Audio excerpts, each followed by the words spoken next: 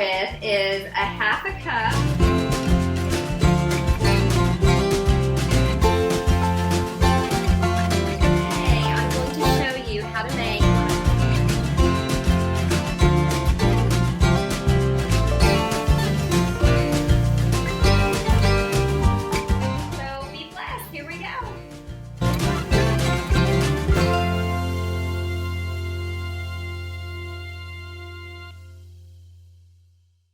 Hey y'all, how about today we make a wonderful classic plant-based whole food oil-free some mac and cheese. This I like mine with tomatoes. I think that's actually kind of a southern thing, like because it's pasta and stewed tomatoes is what we eat. But anyways, it's another great recipe.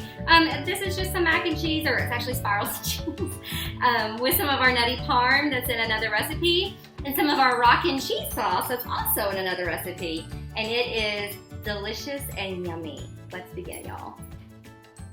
Hey y'all, let's get started on this mac and cheese. Really fast, I want to show you, I've already cooked my pasta. You can either get, Trader Joe's has a great mac and pasta line, that's their brand of course because it's Trader Joe, where there's literally two ingredients, organic brown rice and water. If you don't live by Trader Joe's, because I know they're not everywhere, there's a wonderful brand.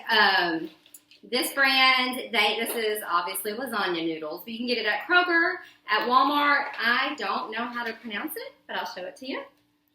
That's what it looks like. Tinkyata, maybe?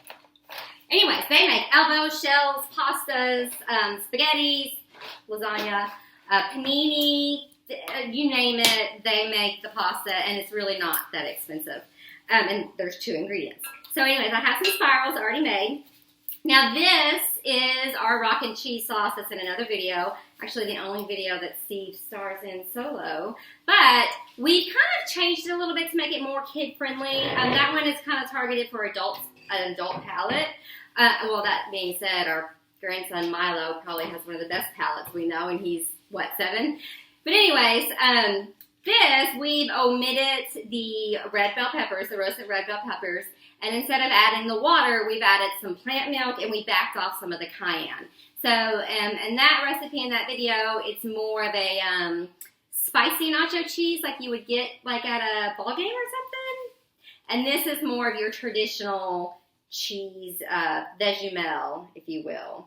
So we're just going to pour some out. And if it's too thick, it might be a little too thick, add some more milk and just stir it up, plant milk.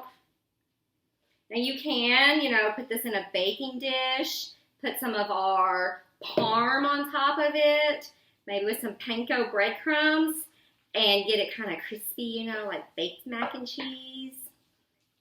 As you can tell, it kind of like, I don't know if you need better cameras. So like you can kind of tell it looks like cheddar that's shredded and melting, because it kind of has that almost stringy thing going on. That is the wonder of cornstarch. Now, keep it below the 5-minute mark, because the longer you keep it in your blender, the thicker it's going to get. But there you go. There is a quick and easy, yummy mac and cheese. Be sure to like and subscribe and share and try the recipes and ring our bell. Be blessed.